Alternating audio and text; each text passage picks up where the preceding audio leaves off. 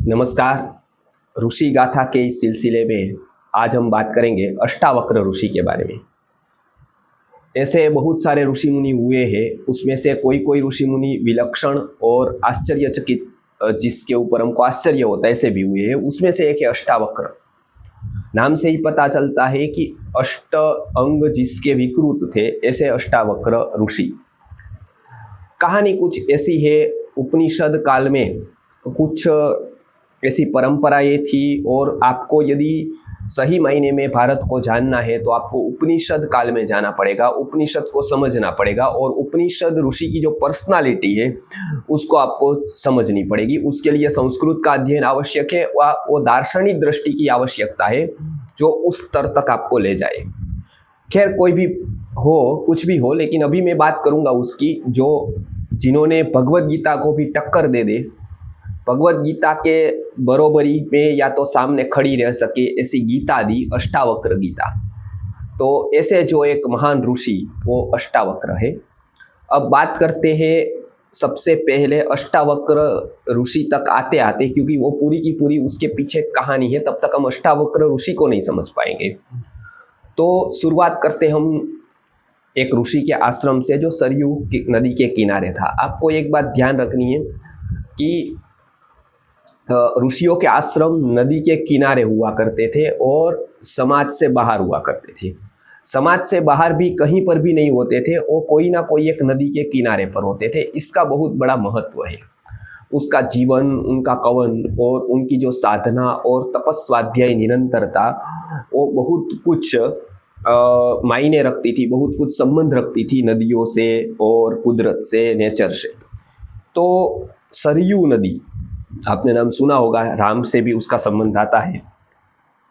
तो सरयू नदी के किनारे पर एक आश्रम है, वहां पर उदालक आरुणि, जो आपने नाम सुना होगा, लेकिन इतनी डिटेल आपको शायद पता न हो, तो मैं उसका संबंध रखते रखते आपको बताता जाता हूँ।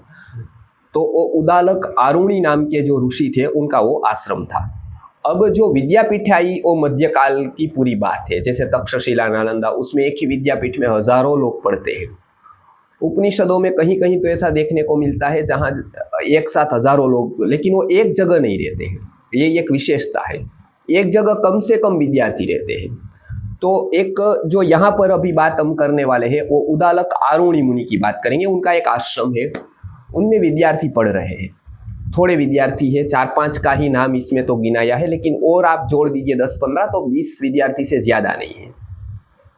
उदालक आरुणि का नाम आपने कठोपनिषद में भी आता है वाजस्रवस के नाम से, दोनों एक ही है। वाजस्रवस उनका उपनाम है, और पहले के काल में ऐसा प्रचलन था, व्यक्ति या तो खुद के नाम से प्रसिद्ध होता था या इसका कुछ उपनाम रखा जाता था जो उसके कार्य को इंगित करता था, मतलब कार्य के संबंधित उपनाम होता था। ऐसा नहीं कोई भी यम रख दे, कोई भी ब्रह्मा रख दे, कोई भी विष्णु रख दे, कोई भी इंद्र रख दे, कोई भी धन्वंतरी रख दे। उसका कार्य क्षेत्र से रिलेटेड और नाम होता था, और वो मान्य होता था समाज में। तो ये वहां पर अन्न का बहुत दान करते थे। इसके लिए वाज अर्थात अन्न और श्रव अर्थात यश, जिन्होंने अन्न के दान से बहुत ही ख्याति प्राप्त की थी, इसके लिए उसका नाम वाजस्रवस पड़ा था, और उनका बेटा ही नचिकेता है, वो आपने सुना होगा। लेकिन ये यही उदालक आरुणि मुनि है, जिनके 3 संतान है। सबसे प्रथम जो संतान है वो एक जो लड़की है, उनकी पुत्री है, उनका नाम सुजाता है।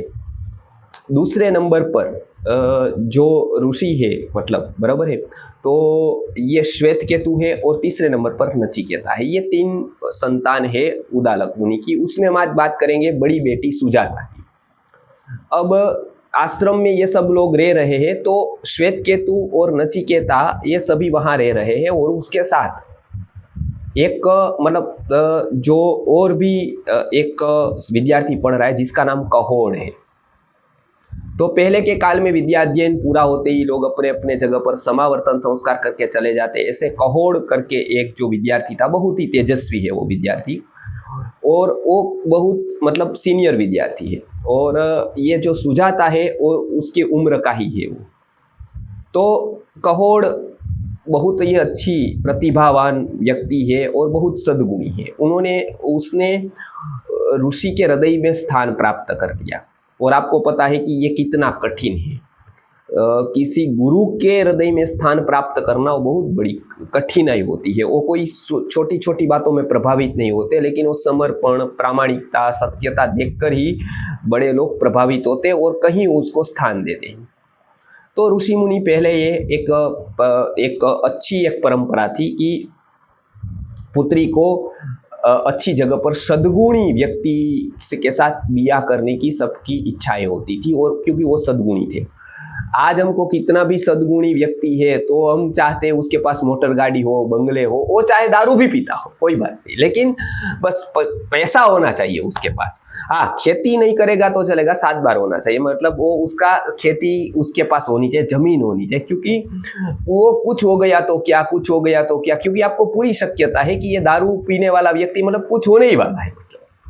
लेकिन सज्जन व्यक्ति को पास करने का एक बहुत बड़ा गुण है कि वो कुछ भी हो जाए उसकी एक निरंतरता कभी भी छूटती नहीं है। तो कहोड़ के पास जो व्यक्तिमत्व था, कहोड़ के पास विद्वत्ता थी, उनसे ऋषि प्रभावित होते हैं और वो कहते हैं कि तुम मेरी बेटी से शादी करो, बराबर है। तो कहोड़ मान्य रखता है। ज़्यादातर उपनिषद कालीन जितने भी विद्यार्थी रहे, बहुत सारे लोगों की शादी उनके गुरु की बेटी के साथ हुई। यहाँ पर भी ये होता है, दोनों की शादी हो जाती है। अब गर्भ रह जाता है। अब गर्भ विज्ञान की बात नहीं करता हूँ यहाँ पर, अष्टावक्र के।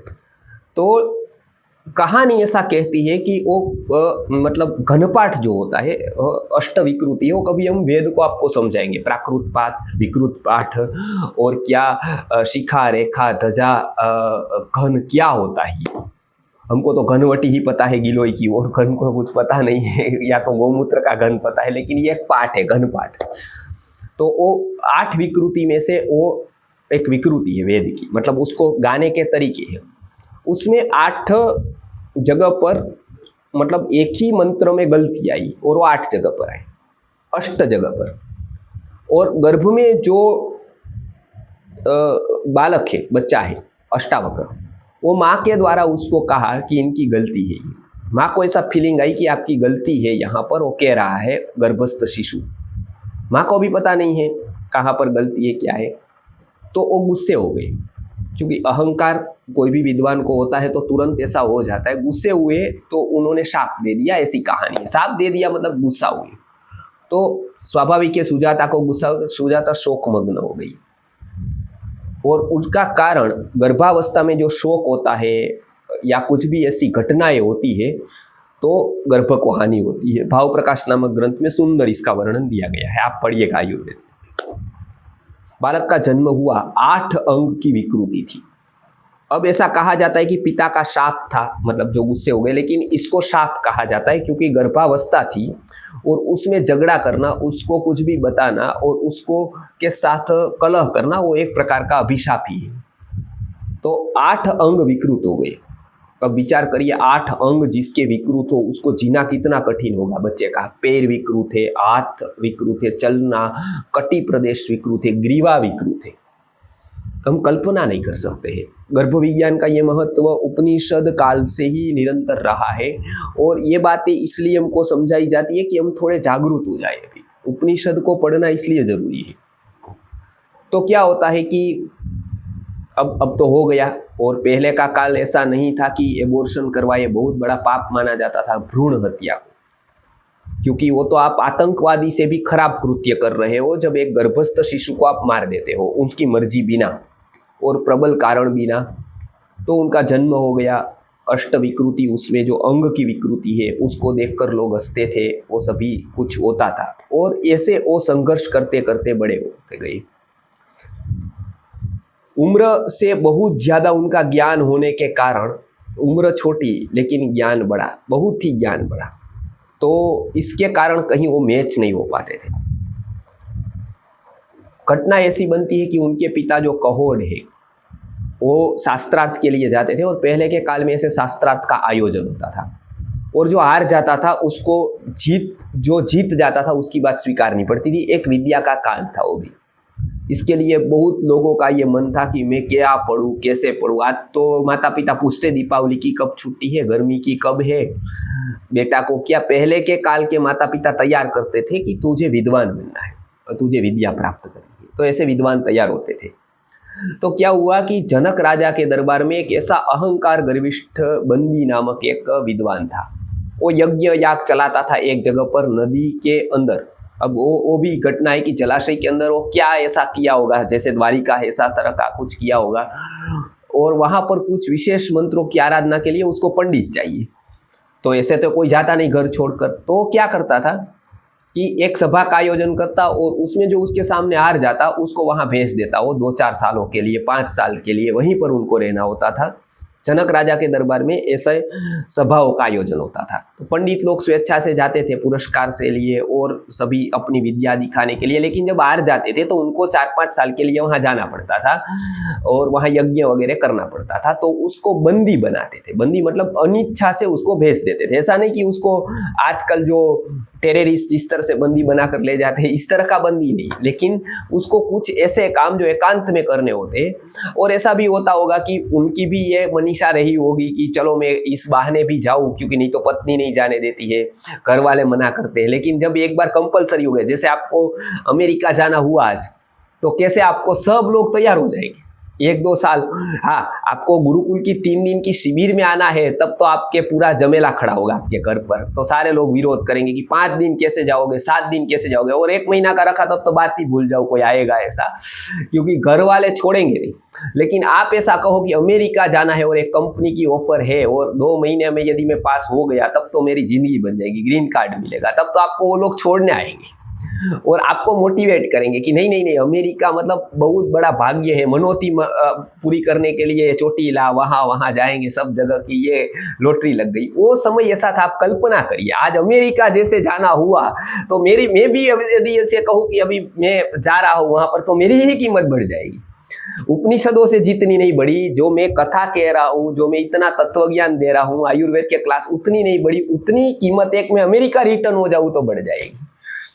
तो क्या होता है कि वहां पर उनकी भी इच्छा होगी तो ये सभी लोगों को वहां ले जाते थे बंदी बनाकर।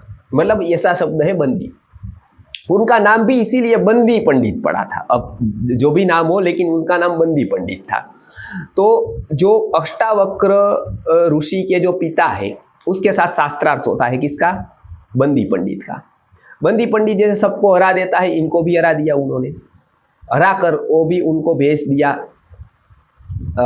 यज्ञ के लिए, मतलब बंदी बनाकर दूर दूर दूर कहीं पर भी। अब वो आएंगे सालों के बाद। अब यहाँ अष्टावक्र बड़े हो रहे हैं, तो वो पिता का एक जो होता है ना खालीपन, मतलब पिता नहीं, सिंगल पेरेंट्स के जो छात्र है, मतलब जो बच्चे हैं, उनमें एक इससे बहुत सारी साइकोलॉजिकली समस्या आती है। तो पिता देना जरूरी होता है, पिता का प्रेम देना जरूरी, पिता का अनुशासन देना जरूरी। तो पहले के लोग जो ऋषि मुनि थे वो ये मनोविज्ञान जानते थे, इसके लिए उन्होंने क्या कहा, उदालक जो है, मतलब जो आरुणि उनके नाना है, मतलब सुजाता के पिता, बराबर। तो सुजाता तो वहीं पर चली गई थी आश्रम में, तो उनके पिता ही उन्होंने बोला यही तेरे पिता है, मतलब सुजाता के पिता का ही पहचान कराई इसने कि यही तेरे पिता है। अब वो तो छोटा बच्चा है, पता नहीं है अष्टावक्र जी को। तो अब एक दिन क्या होता है कि जो अष्टावक्र है और श्वेत केतु है वो दोनों सम उम्र है। देखिए सुजाता बड़ी है और उसमें और इसमें बहुत अंतर है बीच में, श्वेत केतु में।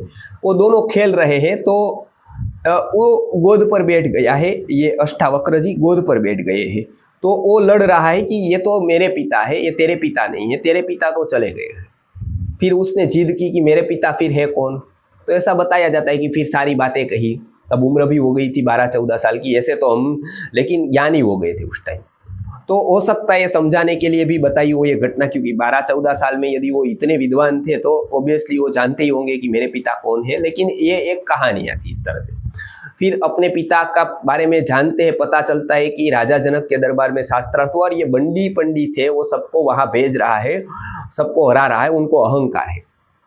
तो अष्टावक्र जी उस समय पर तैयारी करते हैं, शास्त्र पढ़ते हैं पूरा का पूरा, और ऐसा कहा जाता है कि करीब करीब 16 साल की उम्र में वो सारी विद्याओं का अध्ययन कर लेते हैं।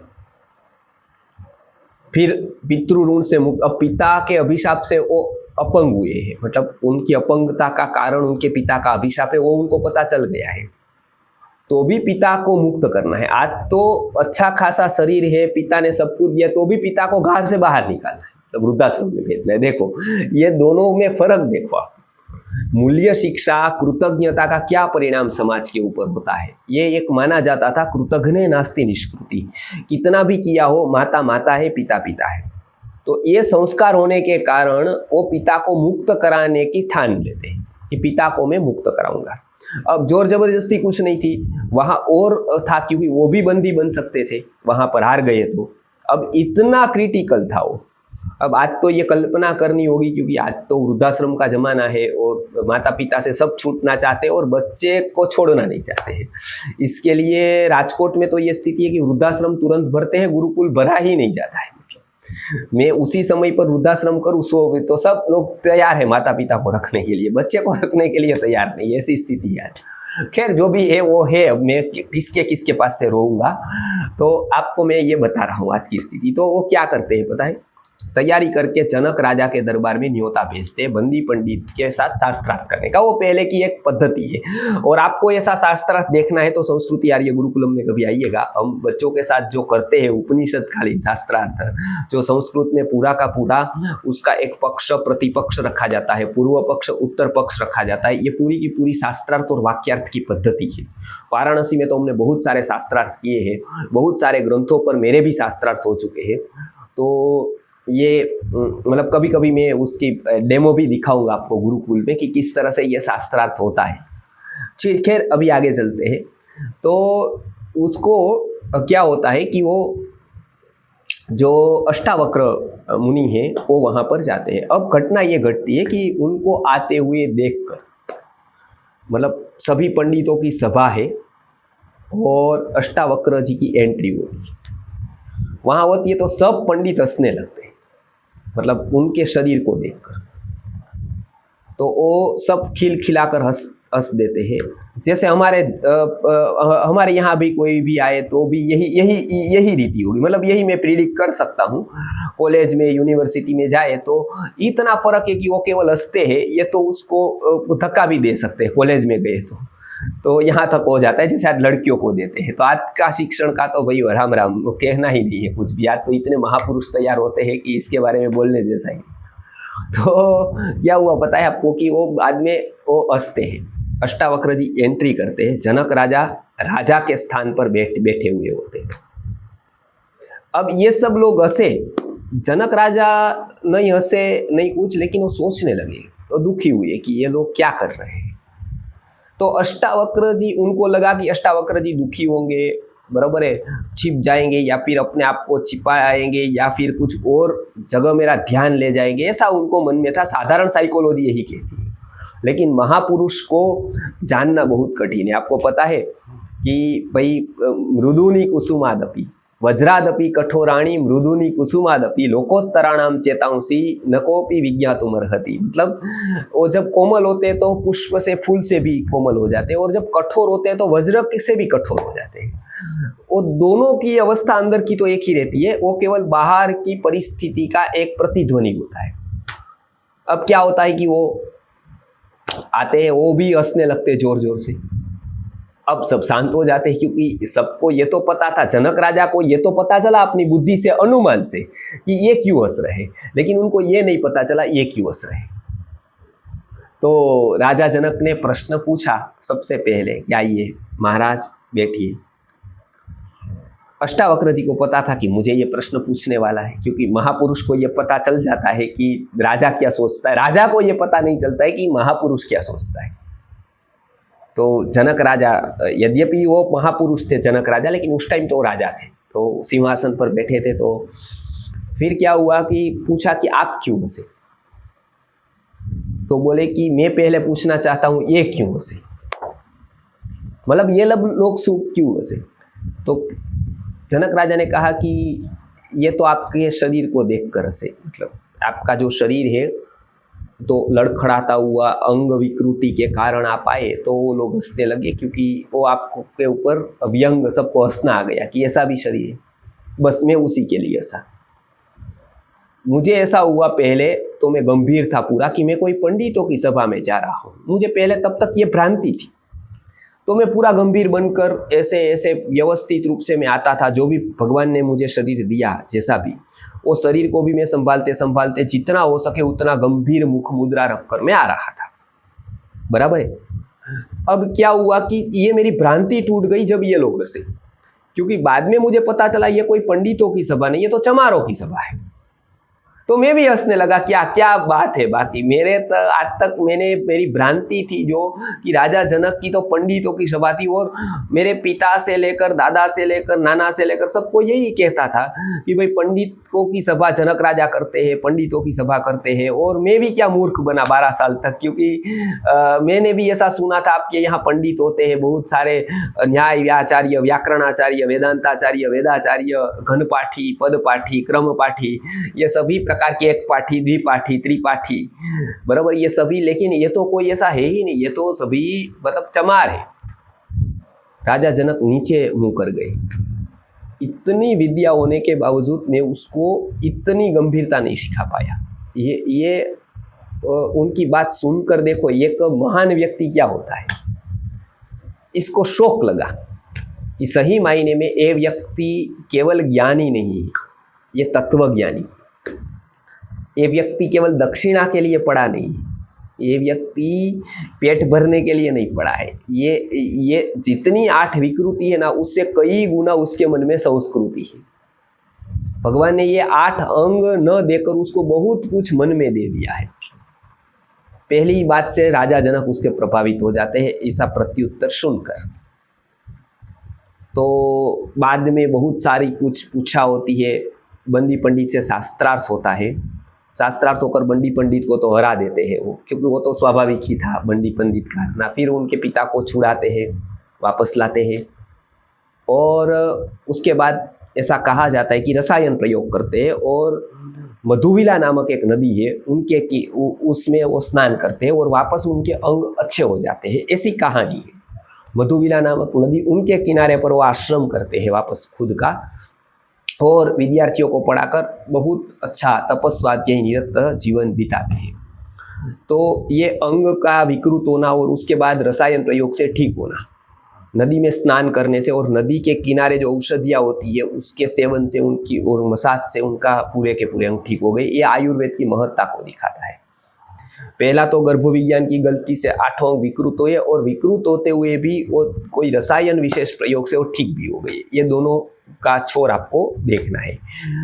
अंतिम बात खास करके कि वो जो राजा जनक को उपदेश देते, जो अष्टावक्र नामक गीता से प्रसिद्ध है, जिसकी बात हम कभी अष्टावक्र गीता पर भी लेंगे, लेकिन अद्भुत है वो। आत्म तत्व को जिसको जानना है, जिसको पूरे आंतरिक प्रकृति को जानना है, पहचानना है, अपने आत्म तत्व तक पहुंचना है, और उसमें जो भी प्रश्न आते हैं वहां तक पहुंचने के लिए उसका सुंदर विवरण वहां पर दिया गया है। तो वो भी आप पढ़ सकते हैं अष्टावक्र गीता, लेकिन आप जितनी सरल समझते हो उतनी सरल है नहीं, क्योंकि उसमें बिटवीन द लाइन्स बहुत है। इसके लिए आपको वो तत्व को, वो एंगल को समझना पड़ेगा। तो क्या है, संस्कृत पढ़े बिना, दार्शनिक पृष्ठभूमि के बिना कोई भी व्यक्ति यूट्यूब पर वीडियो देख लेता है और कुछ उसका अनुवाद पढ़ लेता है और लगता है बताने, उसको कोई दार्शनिक भूमिका नहीं है, कोई कुछ पता ही नहीं है। जिन्हें कभी पढ़ा ही नहीं है, गुरु के यहाँ रहा नहीं है, गुरुकुल शिक्षा ली नहीं है, और डॉक्टर इंजीनियर हो जाता है, आचार्य लगा देता है, और चलो कुछ भी बताओ, अभी तो कोई पूछने वाला है नहीं, क्योंकि आप लोग भी पढ़े नहीं हो। तो वो ठीक श्लोक बोलता है कि मंत्र बोलता है कि नहीं बोलता है, उससे क्या आपको मतलब है? मतलब आपको टाइम पास करना है, तो मैं भी हो गया उसमें, ठीक है। तो अष्टावक्र का ऐसा जीवन था। तो पिता को मुक्त कराते हैं और अंत में वो पितृ ऋण से मुक्त होते हैं, गुरु ऋण से भी मुक्त होने का प्रयास करते हैं, अपनी विद्या का दान करते हैं और अनेक लोगों को पढ़ाते हैं। खास करके वो जनक के उपदेशक रहे, और जनक राजा ने बाद में जो सही मायने में कुछ उनके आध्यात्मिक प्रश्न थे उनको वहाँ पर रखा, और उनके उत्तर के रूप में उन्होंने जो अध्यात्म ज्ञान को परोसा, और आज भी अष्टावक्र गीता के रूप में हमारे पास मौजूद है। कभी हम उनके बात करेंगे अष्टावक्र गीता के ऊपर भी, तो तब फिर से हम अष्टावक्र जी को याद करेंगे। तो आज अष्टावक्र जी की इतनी कहानी थी तो मैंने आपको बताई। फिर से हम ऋषि गाथा में कोई एक और ऋषि की कहानी जो स्मरणीय और वंदनीय ऋषि है, जो भारतीय संस्कृति के ऐसा कहा जाता है कि जो रोल मॉडल रहे और भारतीय संस्कृति में जिसको हीरो माना गया, मतलब जीवन के हर एक एंगल को जो मार्गदर्शन दे सके, ऐसे वो आदर्श भूमिका में रहे। तो ऐसे ही कोई ऋषि की कहानी फिर से हम लेकर आएंगे। तब तक के लिए नमस्कार।